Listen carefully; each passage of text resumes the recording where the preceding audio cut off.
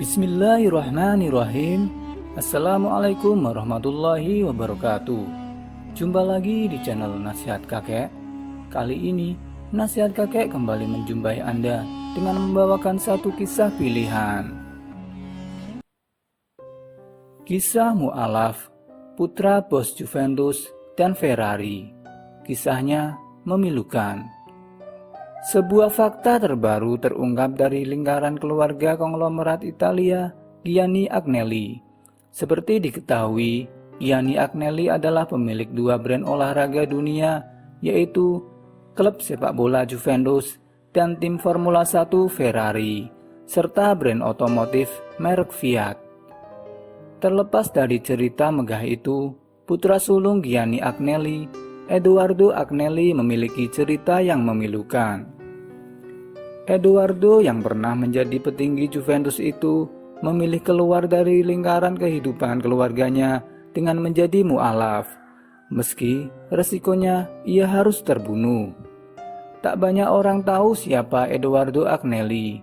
Dia adalah putra sulung Gianni dan sang istri, Marella, yang lahir pada 9 Juni 1954. Lahir dari keluarga kaya raya, Edoardo sebenarnya sudah terbiasa dengan beberapa hal semisal bisnis, sepak bola, dan otomotif. Edoardo tak seperti sang ayah yang dikenal sebagai pebisnis ulung dan ahli bernegosiasi hingga mendapatkan julukan El Avvocato atau sang pengacara. Edoardo lebih senang menghabiskan waktunya dengan membaca buku-buku filsafat hingga tertarik dengan banyak hal mistis. Hal itu yang pada akhirnya membawa Edoardo memilih untuk menjalani pendidikan di Princeton University, New Jersey, Amerika Serikat. Di sini, Edoardo memperdalam ketertarikannya tentang sastra, filsafat, dan kultur budaya Timur atau Asia.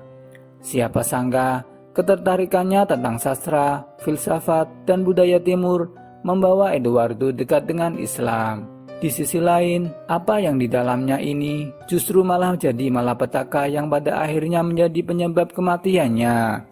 Setelah lulus dari Princeton University, Edoardo lebih memilih untuk menjauh dari keluarganya. Ia menghabiskan banyak waktunya untuk berkeliling negara-negara kawasan Asia dan Afrika. Seperti yang dijelaskan tadi, Edoardo memiliki sifat yang jauh berbeda dengan ayahnya.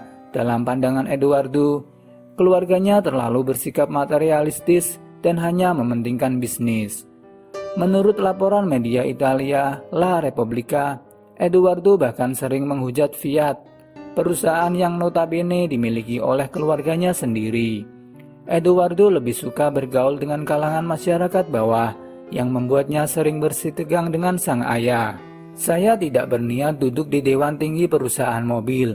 Saya tidak pernah mempertimbangkan untuk menjadi manajer sekalipun, ujar Edoardo dalam wawancara dengan sebuah surat kabar pada tahun 1998 dikutip Independent. Jika mereka meminta saya untuk duduk di dewan itu, saya akan mengatakan tidak, karena saya tidak cocok, katanya. Pada akhirnya Edoardo pun dicoret dalam daftar ahli waris Fiat. Meski demikian, ia masih dipercaya Gianni untuk menjabat sebagai direktur Juventus sekitar pertengahan tahun 1980-an.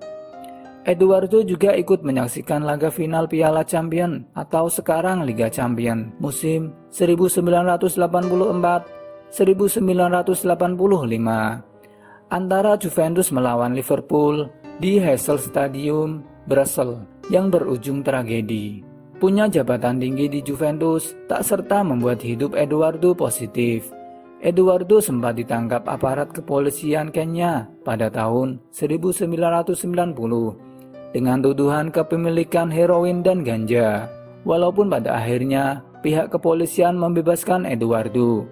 Peristiwa ini dipercaya sebagai faktor utama yang membuatnya ingin keluar dari jerat narkotika dan memperdalam sisi religius. Pada akhirnya Edoardo pun dekat dengan Islam. Tidak ada yang tahu pasti tahun berapa Edoardo memutuskan untuk memeluk agama Islam.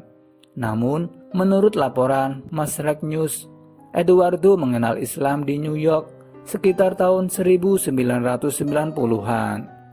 Eduardo mengakui sendiri dalam wawancaranya bahwa pertama kali ia tertarik untuk membaca Al-Quran di sebuah perpustakaan di New York. Suatu hari saat saya berjalan di New York, saya berjalan di perpustakaan dan saya melihat Al-Quran.